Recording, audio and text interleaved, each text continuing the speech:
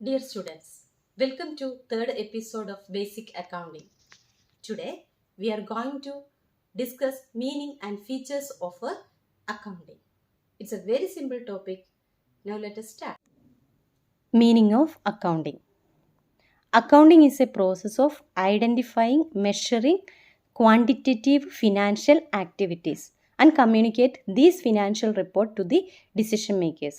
Then accounting in the meaning പറയുന്നത് accounting is a process of identifying and measuring quantitative financial activities. Okay, accounting measure ചെയ്യുന്നത് ഏത് മാത്രമേ ഉള്ളൂ? Financial activities ആണ് that can be expressed in terms of money. പണത്തിൻ്റെ രൂപത്തിൽ അളക്കാൻ പറ്റുന്നത് മാത്രമേ അക്കൗണ്ടിങ് റെക്കോർഡ് ചെയ്യുള്ളൂ. റെക്കോർഡ് ചെയ്യുക മാത്രമല്ല and communicate these reports to the decision makers. ആർക്കൊക്കെയാണോ തീരുമാനങ്ങൾ എടുക്കാൻ ആവശ്യമുള്ളത് അവരിലേക്ക് അത് കൈമാറ്റം ചെയ്യുകൂടി ചെയ്യുന്നുണ്ട്. അപ്പോൾ അതാണ് അക്കൗണ്ടിങ്ങിൻ്റെ ഏറ്റവും സിമ്പിളായിട്ടുള്ള meaning. Next, definition of accounting. ഏറ്റവും പോപ്പുലർ ആയിട്ടുള്ള അക്കൗണ്ടിങ്ങിൻ്റെ ഡെഫിനിഷനാണിത്. ഇത് അങ്ങനെ തന്നെ ബൈ ഹാർട്ട് പഠിക്കുക. വളരെ എളുപ്പമുള്ളതാണ്. ഇത് തന്നെയാണ് ഇതിൻ്റെ ഫീച്ചേഴ്സായിട്ടും തന്നെ വരുന്നത്.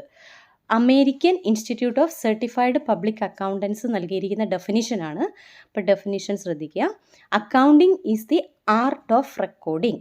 Okay, it is the art of recording, classifying and summarizing in a significant manner. Okay, record ചെയ്യുന്നു, പിന്നെ എന്ത് ചെയ്യുന്നു? ക്ലാസിഫൈ ചെയ്യുന്നു, and summarizing in a significant manner, അതിനെ സമ്മറൈസും ചെയ്യുന്നു. ഇനി and terms of money, transactions and events. അതിൻ്റെ അകത്ത് എന്തൊക്കെയാണ് റെക്കോർഡ് ചെയ്യുക? ട്രാൻസാക്ഷൻസും ഈവൻറ്റ്സും എല്ലാം റെക്കോർഡ് ചെയ്യുന്നു. ഏത് രൂപത്തിലാണ് നമ്മൾ അതിലേക്ക് റെക്കോർഡ് ചെയ്യുക? പണത്തിൻ്റെ രൂപത്തിൽ. ഇനി അതിനെ റെക്കോർഡ് ചെയ്യുക മാത്രമല്ല അനലൈസ് ചെയ്തതിന് ശേഷം അതിൻ്റെ റിസൾട്ട് ഇൻ്റർപ്രിറ്റ് ചെയ്യുന്നതും കൂടിയാണ് എന്തെന്ന് പറയുന്നത്? അക്കൗണ്ടിങ് എന്ന് പറയുന്നത്. ഓക്കെ, വളരെ സിമ്പിളായിട്ടുള്ള ഡെഫിനിഷനാണ്. അപ്പോൾ accounting is an art of recording, classifying and summarizing in a significant manner. Record ചെയ്യുന്നു, ക്ലാസിഫൈ ചെയ്യുന്നു, സമ്മറൈസ് ചെയ്യുന്നു. ഇനി എങ്ങനെയുള്ള ട്രാൻസാക്ഷൻസ് ആണ് റെക്കോർഡ് ചെയ്യുന്നത്? ഫിനാൻഷ്യൽ ട്രാൻസാക്ഷൻസ് ആണ്. അതായത് പണത്തിൻ്റെ രൂപത്തിൽ മാറ്റാൻ പറ്റുന്ന ട്രാൻസാക്ഷൻസ് ആണ് നമ്മൾ റെക്കോർഡ് ചെയ്യുന്നത്. മാത്രമല്ല റെക്കോർഡ് ചെയ്ത് അതിനെ അനലൈസ് ചെയ്ത് എന്തും ചെയ്യും? അതിനെ ഇൻ്റർപ്രിറ്റ് ചെയ്യുകയും ചെയ്യുന്ന പ്രോസസ്സിനെയാണ് അക്കൗണ്ടിങ് എന്നുകൊണ്ട് ഉദ്ദേശിക്കുന്നത്. പിന്നെ നമുക്ക് ഈ ഡെഫിനിഷൻ്റെ ബേസിൽ തന്നെ നമുക്ക് അക്കൗണ്ടൻസിയുടെ ഫീച്ചേഴ്സിലേക്കും പോകാം. First feature, accounting is an art as well as science. Accounting ഒരേ സമയം ആർട്ടാണെന്നും സയൻസ് ആണെന്നും പറയാം. എന്തുകൊണ്ടാണ് ഇതിനെ ആർട്ട് എന്ന് ചോദിച്ചാൽ? Art of recording, classifying, summarising, എല്ലാ പ്രോസസ്സും നടക്കുന്നുണ്ട്. റെക്കോർഡ് ചെയ്യുന്നുണ്ട്, ക്ലാസിഫൈ ചെയ്യുന്നുണ്ട്, സമ്മറൈസ് ചെയ്യുന്നുണ്ട്. അത് നമ്മൾ അക്കൗണ്ടിങ് നമുക്ക് തോന്നിയ പോലെ ചെയ്യാൻ പറ്റത്തില്ല. അത് വൃത്തിക്ക് വരച്ച് കാര്യങ്ങൾ ചെയ്യേണ്ട ഒരു രീതിയുണ്ട്. അതുകൊണ്ടാണ് അതിനെ ആർട്ട് എന്ന് പറയുന്നത്. ഓക്കെ, അത് റെക്കോർഡ് ചെയ്യുന്നതും ക്ലാസിഫൈ ചെയ്യുന്നതിനൊക്കെ അതിൻ്റേതായ രീതിയുണ്ട്. അപ്പോൾ അക്കൗണ്ടിങ് ആർട്ടാണ്, അതേസമയം അതൊരു സയൻസാണ്. നമുക്കറിയാം സയൻസിൻ്റെ പ്രത്യേകത ഇതാണ്, അവിടെ സിസ്റ്റമാറ്റിക് ആയിട്ടുള്ള പ്രോസസ്സ് ഉണ്ട് അല്ലേ? അപ്പോൾ അതുകൊണ്ട് അക്കൗണ്ടൻസിയിലും ഏതുണ്ട്? ഈ സിസ്റ്റമാറ്റിക് പ്രോസസ്സ് ഉണ്ട്.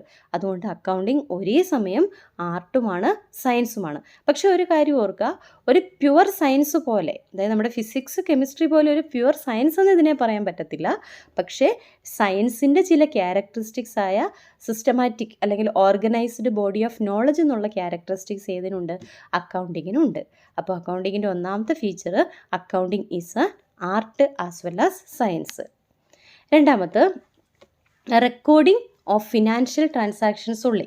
നമ്മൾ ആ ഡെഫിനിഷനിൽ തന്നെ പറഞ്ഞിരുന്നു, അക്കൗണ്ടിങ് എങ്ങനെയുള്ള ട്രാൻസാക്ഷൻ മാത്രമേ റെക്കോർഡ് ചെയ്യുള്ളൂ? മോണിറ്ററി ട്രാൻസാക്ഷൻ അല്ലെങ്കിൽ നമുക്ക് അളക്കാൻ പറ്റുന്ന ഫിനാൻഷ്യൽ ട്രാൻസാക്ഷൻ മാത്രമേ റെക്കോർഡ് ചെയ്യുള്ളൂ. നോൺ ഫിനാൻഷ്യൽ ട്രാൻസാക്ഷൻ അല്ലെങ്കിൽ ക്വാളിറ്റേറ്റീവ് ഡാറ്റ ഇതിൻ്റെ അകത്ത് ഒരിക്കലും റെക്കോർഡ് ചെയ്യില്ല. ഫോർ എക്സാമ്പിൾ, ഇപ്പോൾ 5000 രൂപയുടെ ഗുഡ്സ് വിറ്റു എന്ന് പറയുന്നുണ്ട്. അപ്പോൾ 5000 രൂപ എന്നത് നമുക്കറിയാം. അപ്പോൾ അത് പണത്തിൻ്റെ രൂപത്തിൽ നമുക്ക് മെഷർ ചെയ്യാൻ പറ്റുന്നതാണ്. That can be recorded. Okay, അതേസമയം നോൺ ക്വാണ്ടിറ്റേറ്റീവ് ആയിട്ടുള്ള ഡാറ്റ റെക്കോർഡ് ചെയ്യില്ല. പക്ഷേ ഫിനാൻഷ്യൽ ട്രാൻസാക്ഷൻ അല്ലാത്തതും കമ്പനിയെ സംബന്ധിച്ചിടത്തോളം ഇമ്പോർട്ടൻ്റ് ആണ്. അപ്പോൾ there are so many events which are very important for the business but cannot be recorded in the books of account because of non quantitative form.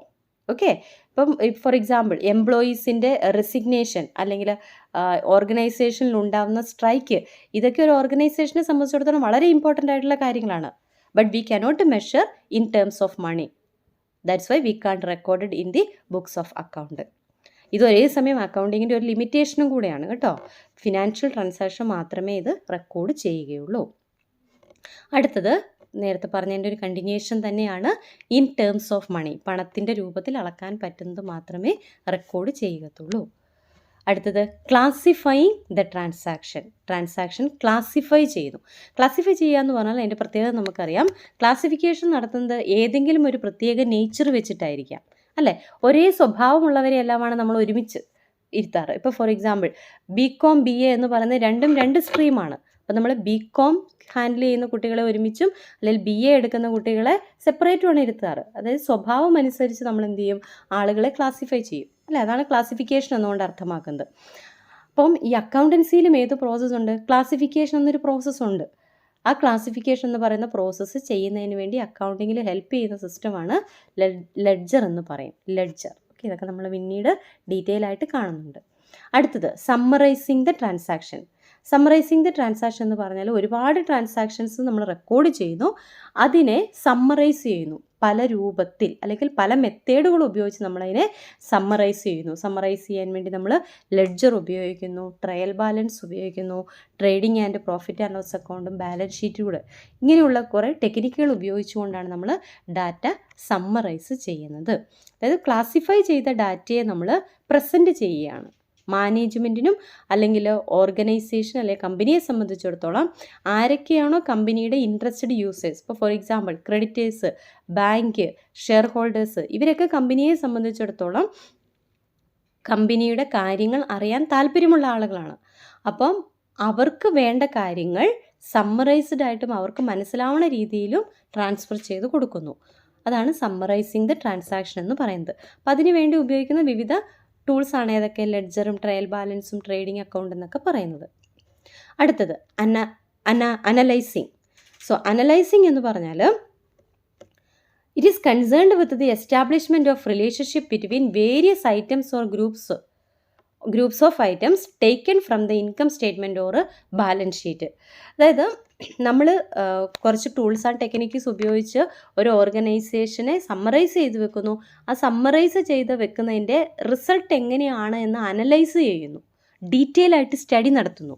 അല്ലെങ്കിൽ ഈ analysis നടത്തുന്നതിൻ്റെ purpose എന്ന് പറയുന്നത് എന്തായിരിക്കാം? To know the financial strength and weakness of the എൻ്റർപ്രൈസസിൻ്റെ strength എന്തൊക്കെയാണ്, weakness എന്തൊക്കെയാണ്, so what are the current position of the enterprises, ഇതൊക്കെ identify ചെയ്യുന്നതിന് വേണ്ടിയിട്ടാണ് അനലൈസിങ് എന്നുകൊണ്ട് ഉദ്ദേശിക്കുന്നത്. അടുത്തത് ഇൻ്റർപ്രിട്ടേഷൻ ഓഫ് റിസൾട്ട്. നമ്മൾ നേരത്തെ പറഞ്ഞിരുന്നു, ചില ആളുകൾ ഓർഗനൈസേഷനെ സംബന്ധിച്ചിടത്തോളം വളരെ ഇമ്പോർട്ടൻ്റ് ആണ്, അല്ലേ? ഇൻട്രസ്റ്റഡ് പേഴ്സൺസ് എന്ന് പറയും. That means bank, creditors, company, share holders, customers, general public, government, ഇവരൊക്കെയാണ് കമ്പനിയെ സംബന്ധിച്ചിടത്തോളമുള്ള പ്രധാനപ്പെട്ട വ്യക്തികളെന്ന് പറയുന്നത്.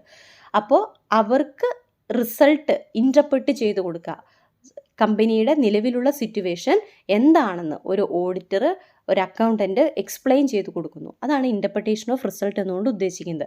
That means the accountant should answer certain questions, that is what has happened, what is happened, what is likely to happen under specified conditions. ഇങ്ങനെയൊക്കെയുള്ള ഓരോ ക്വസ്റ്റ്യൻസിനും answer കൊടുക്കുക, അല്ലെ എന്താണ് കമ്പനിയുടെ ഇപ്പോഴത്തെ അവസ്ഥയെന്ന് ഇൻട്രസ്റ്റഡ് പേഴ്സൺസിനോട് കമ്മ്യൂണിക്കേറ്റ് ചെയ്യുന്ന പ്രോസസ്സിനെയാണ് ഇൻ്റർപ്രിട്ടേഷൻ ഓഫ് റിസൾട്ട് എന്നുകൊണ്ട് ഉദ്ദേശിക്കുന്നത്. Last one, communicating the result. അപ്പോൾ ആ റിസൾട്ട് നമ്മൾ നേരെ തൊട്ട് മുമ്പ് പറഞ്ഞ റിസൾട്ടിനെ നമ്മൾ എന്ത് ചെയ്യുന്നു? ആളുകളിലേക്ക് കമ്മ്യൂണിക്കേറ്റ് ചെയ്തു കൊടുക്കുന്നു.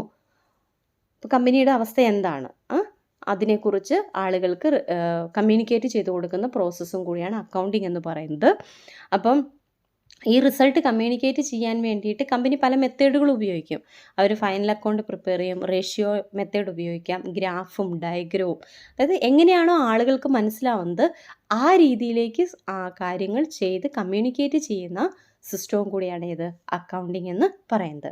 അപ്പോൾ ഓർക്കുക, അക്കൗണ്ടിങ് എന്ന് പറഞ്ഞാൽ ഒരു കാര്യം റെക്കോർഡ് ചെയ്യുന്നത് മുതൽ ഫൈനലി അതിൻ്റെ റിസൾട്ട് കമ്മ്യൂണിക്കേറ്റ് ചെയ്യുന്ന വരെയുള്ള മുഴുവൻ പ്രോസസ്സുമാണ് അക്കൗണ്ടിങ് എന്നുകൊണ്ട് ഉദ്ദേശിക്കുന്നത്. അപ്പോൾ ഇതോടുകൂടി നമ്മുടെ അക്കൗണ്ടിങ് എന്താണെന്നും അതിൻ്റെ ഫീച്ചേഴ്സ് എന്താണെന്നുമുള്ളത് വൈൻഡപ്പ് ചെയ്യുകയാണ്. Thank you.